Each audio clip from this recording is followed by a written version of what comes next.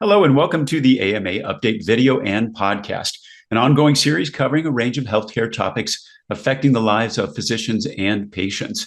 Today, in recognition of the AMA's Women in Medicine Month, we're talking with another physician leader about how she leads with purpose.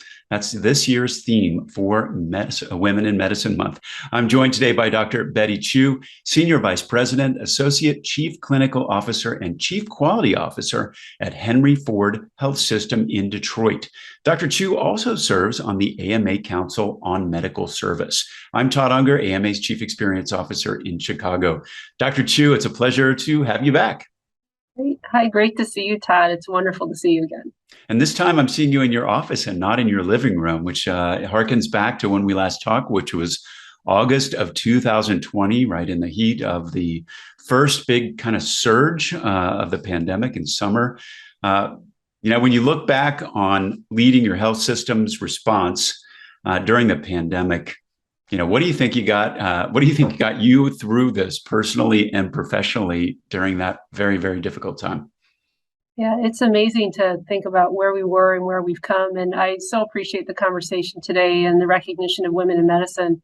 For me, of course, it was my family, especially being at home, my kids being at home, and my husband, my two teenage boys really got me through this.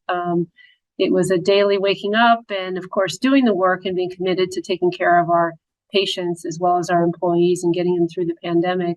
But from a personal level, it was definitely having my family around me, nourishing me and bringing me food when I needed food, or, just providing, comic relief and humor when that was necessary as well, too. So it was really my family that got me through it. Let's think a little bit about your role as a physician leader. COVID certainly gave, all of us kind of this, a very singular purpose. And I can't imagine any place where that would count more than in a care setting with patients. How did that play out for you and the Henry Ford Health System? Yeah. I think what's, of course, always an opportunity in a crisis is it really strips away everything else except what's the most important thing in life. And during COVID and during especially the early days of the crisis, keeping people safe was the number one priority that we had as an organization. That was keeping our employees safe primarily, but also keeping, of course, our patients safe. And there's something I would say rather beautiful about having a singular focus and having an entire organization, an entire world focused on that. If you think about the things that we did as a society around social distancing or caring for each other during that first year of the pandemic, having that singular focus was, I think, in some respects, kind of beautiful, and something that I hope we remember as we go forward on how we all were united together against a common threat. It's interesting because we certainly at the AMA experienced that same kind of sense of, very singular sense of purpose. And then as the pandemic has at least receded in some people's minds, even though, we're still losing almost 400 people a day to COVID, we're starting to hear loud and clear from doctors that their needs and priorities are starting to change. That was part of our emphasis on the recovery plan for America's physicians. I'm curious, if you're seeing in your own setting kind of a set of changing needs, is this need for a kind of a post-pandemic reset in terms of priorities. How is that playing out for you? I think it's no different than we're seeing from our workforce, our physicians and our employees, that this recognition, I think, during the pandemic, that this work-life balance is really critically important. And it's, again, reflected in the priorities of the AMA as well, of course, related to our physicians. We're seeing that pretty loud and clear. People are voting with their feet, of course, and they're retiring early. But we're also seeing that the people that are working are recognizing that they really need to separate themselves sometimes from their work and their home life so that they can be present in both and live a joyful and a happy life. So I think that is certainly one of the exhausts that we've experienced in our organization. And I know on a larger context in the AMA with our physicians around the country, folks are feeling that they've been really reassessing what's important to them. And while being physicians and providers and taking care of patients is certainly their calling, and their profession, many folks are realizing that they can't do that effectively unless they have a good work-life balance. Well, that's a good segue into this next question. In a commencement speech that you gave last year, you talked about this idea of innovating your life. And, sometimes innovating your life comes out, due to a situation like COVID, and sometimes it's proactive. Talk to us about what you mean by that. How would you apply that, knowing what you know now? Yeah, when I gave that speech too, what I was thinking a lot about was, we often design and create change, but innovating is actually applying that change to the ways that we work every day, the ways that we behave every day, so that we can create a different reality for the way that we show up and that we're present. For me personally, I think it has to do with how I've thought about, for instance, a hybrid work environment in my administrative life while I still see patients clinically, and that needs to be in person.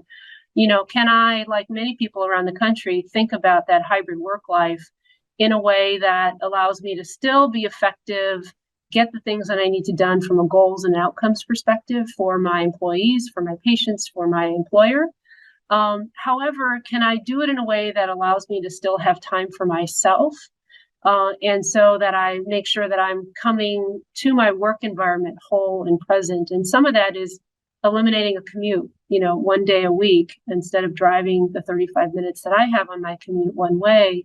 Can I utilize that hour in a way that contributes to my overall wellness? And so I've tried to focus on that. I've tried to also, knowing that I'm a continual learner, like many physicians, to pick up new hobbies and habits over the pandemic. I started playing squash. I'm terrible at it. And it's hard. It's very hard. I did that intentionally, and I'm quite terrible. So when you're over 50 and you pick up a new sport, it comes with some aches and pains. But I think that part of innovation is trying for me to continually, maybe squash isn't the thing I'm going to pick up lifelong, but I think it's challenging myself to continually try to do new things. So that I can continue to grow in my own life. Well, one of the ways that you are kind of leveraging your skills and your time is through your participation in the National Quality Forum's New Leadership Consortium. Tell us about your work there.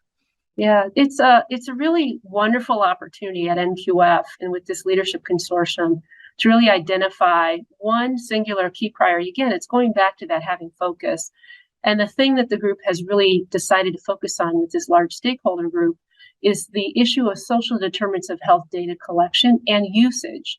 So as you know very well, Todd, and the AMA has been focused on health equity, a lot of what we've discovered is we need to collect data related to our patients. Do they have transportation? What's their income? Do they have food and the ability to have access to their medication? And it's that information that we've been collecting. The challenge, of course, is, are we actually using that data? So when we identify a need for transportation, a risk of suicide, how are we connecting those patients to the community resources in a meaningful way at scale so that we can finally improve outcomes in things like maternal mortality and infant mortality in this country? So what I'm excited about that opportunity at NQF is, as NQF defines what measurement's important for the country to adopt, we're really thinking about not just the measure itself, but how is that data being used on behalf of our patients. It's interesting. Just hearing you talk about that makes me think about initial conversations that I had with our Chief Health Equity Officer, Aletha Maybank, back at the beginning of the pandemic, and how we weren't collecting any of this data. Yeah. Now the situation has changed where you've got more data. What do you do with it? That's exactly right. Exactly right. So, kind of back to our theme for Women in Medicine Month. You've got a lot of demands on your time. You've taken up a lot of initiatives that are in addition to your full-time job. It's not unusual for leaders in medicine, of course.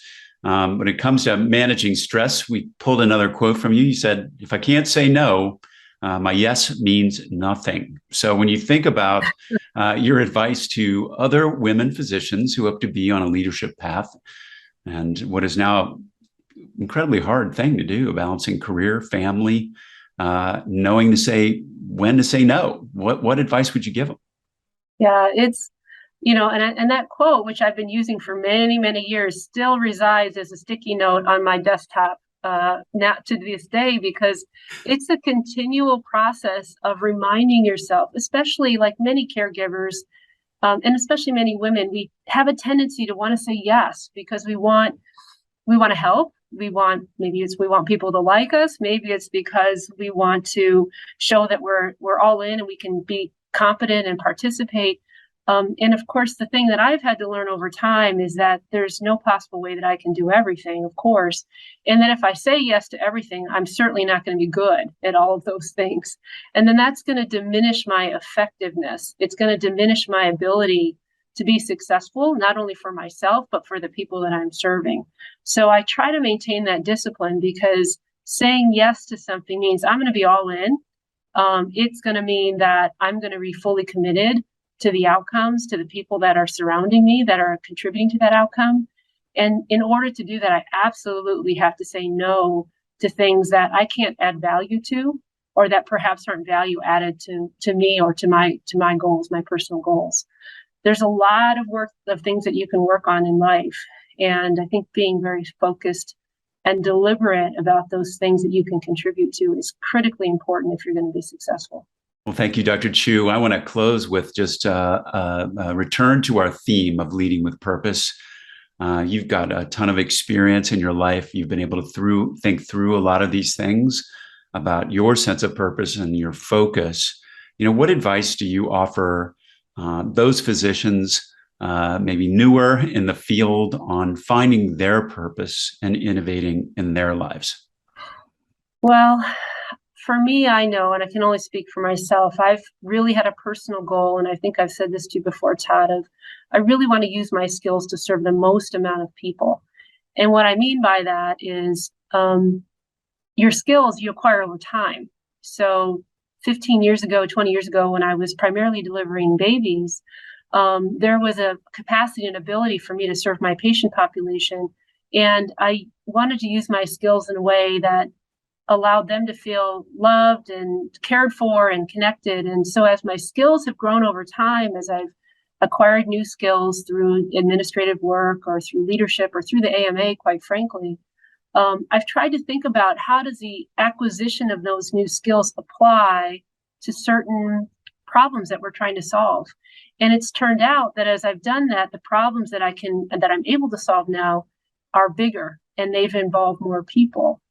And so for me, as I've thought about my lifelong purpose and what I've been put here on earth to do, I really try to make sure that I show up every day in a positive way, in a way that positively impacts people with my leadership, but that I also think about how do I use my skills to serve a large population, a large community of people, and affect the most amount of change. Well, Dr. Chu, it's always an inspiration to talk to you. Thanks so much for joining us today, and thank you for your leadership at Henry Ford and within the AMA. I'll look forward to seeing you soon.